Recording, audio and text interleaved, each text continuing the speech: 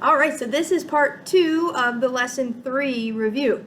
And today we are going to be looking over the hamster who dreamt he could fly. Your page looks like this, although yours is in color. And just looking at this, you might notice that first of all, this is the longest thing you have ever played on your instrument, which is really exciting. It's 23 measures long. A couple of other things you might notice. First of all, there are only 2 notes in this entire piece of music. We have D and A, both open strings for us. And you should think to yourself, and we've been doing this in lessons, are D and A my 2 highest, my 2 middle, or my 2 lowest strings? So think about that right now for your instrument. Okay, so violins and bass, D and A are your 2 middle strings. Viola and cello, D and A are your 2 highest strings. So depending on your instrument, that answer is different, but make sure you know where those strings are, and you can always go back to an earlier lesson where we talk about where the D and A strings are. You're also going to see that under some of the notes there's letters F and MP. Those are things called dynamics. We will deal with those later. We haven't had a chance to talk about them yet, and we didn't have time to do that this week. We will get to those later, so for right now, just ignore them, okay? The other thing is, as we go through this, we're going to do it in sections, and I'm going to talk about measure numbers. On your music, some of the measure numbers are indicated in a box. So I'm going to show you. This is the violin page, but it would be similar regardless of what you play. You'll see box 5. This means that this is measure 5. So if you keep counting, that would mean this is 6, 7, 8, and then this one is labeled as 9. And so it's important that you know how to count your measures, because I'm going to reference measure numbers as we go through. So we're going to start at measure 5. We don't play the first 4 measures. We're going to do this in small sections. We're going to say it and then play it in each section and then put the sections together, because this is a long piece of music. So we're going to start at measure 5 and read our notes. So you can do that with me at home. Here we go. D, rest, rest, rest. A, rest, rest, rest. D, rest, rest, rest. A, rest, rest, rest. Let's grab our instrument. Have your instrument in playing position, perfect posture like we've practiced in class, looking like a professional. Make your L, thumb against the fingerboard, wiggle that index finger, put it on the note D, whatever string is D for your instrument, and I'm going to play from measure 5. 1, 2, here we go. D.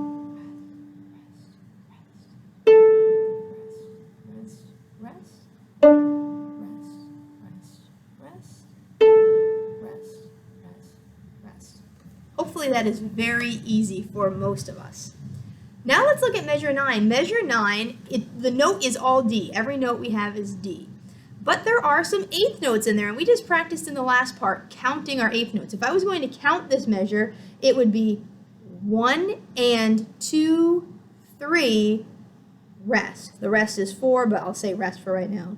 1 and 2, 3, rest. Those eighth notes are faster. Remember, an eighth note is worth half the amount of a quarter note. So both of those eighth notes are quicker. You play them a little bit faster than the quarter notes. When I play measure 9, it sounds like this.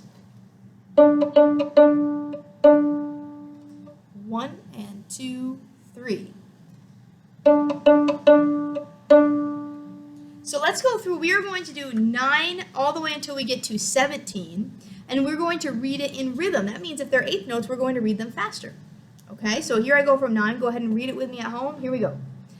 D, D, D, D.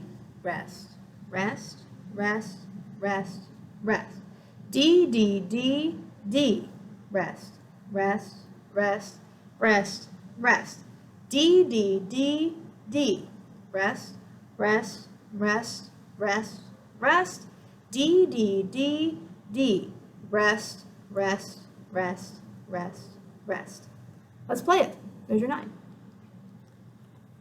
1, 2, here we go. Rest,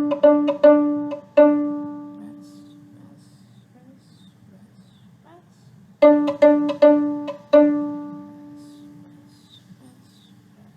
rest,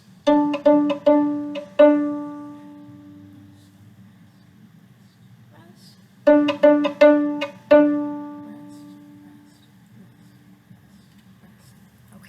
a lot of repetition, but it's a great way to practice those eighth notes. Again, that whole time is just the note D. Let's take a look at measure 17. We are going to read our notes. We're going to say it from 17 to the end, and then we will play it from 17 to the end. So here we go. From 17. D, rest, rest, rest. A, rest, rest, rest. D, rest, rest, rest. A, rest, rest, rest. A, rest. A, rest. A, D, rest, rest, rest. So the ending is a little bit different, so make sure you have that ending down. We're going to play it from 17. Here we go. Starting on D. 1, 2, here we go. Rest, rest, rest, rest, rest, rest, rest, rest. Here's 21. A, rest, A, rest, A, D, rest, rest, rest. All right, that's the whole thing. Hopefully you see, even though it's long, there's a lot of repeated things throughout this. So we're going to play from the beginning to the end. If you're still struggling with this, do it in the sections. So I broke it up into 3 sections. Say it first, then play it. If you're struggling with your note reading, I want to make sure you can read it first, right? That was one of our note reading tips from last time. Say it before you play it. And so if you're having a hard time, you can pause right now and practice through it on your own, but I'm going to play measures 5 to the end. So here we go. 1, 2, here we go. Rest, rest, rest, rest, rest, rest, rest, rest. Here's measure 9. Rest, rest, rest, rest. D, D, D, D. Here's 13.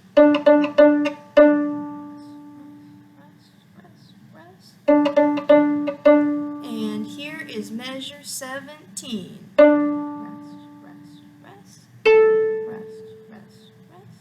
Rest, rest, rest. Rest. Here's 21.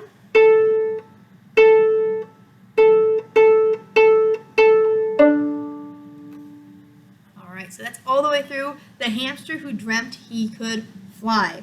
There is a really awesome play-along track with this. Some of us had a chance to do it in our lesson, and if you didn't, we will do it next time. But a couple of things. First of all, it is a little bit faster. It's closer to the tempo I just played this the second time, but when we were practicing through it at the beginning, I went slower. So it is a little bit faster, so make sure you really have this down first. Remember, there is 4 beats of count-in, so it kind of sounds like a flute. It goes do, do, do, do for 4 beats. And then the music starts, but you have 4 measures of rest. 1, 2, 3, 4, 2, 2, 3, 4, 3, 2, 3, 4, 4, 2, 3, 4, and then you play. So if you want to do it with the play along, make sure you count it like that. And it kind of sounds like in this one, there's some background, but that kind of supports when you play with the rhythm that you have. So you can kind of listen to it and have that help you cue into when you're supposed to come in. Make sure you know how to read your notes. Make sure you understand how to play these rhythms and go through it slowly if you're having a hard time. We will start next lesson by going over this, and then next time we actually are going to add in the one on the bottom of the page. I overplanned a little bit. We were going to do both this week. It ended up being too much, and that was my bad. So Dub Wubba is the next one, the one with the robots on the bottom, and we'll work on that one too next time. All right, so everyone have a good week, and I'll see you in your next lesson.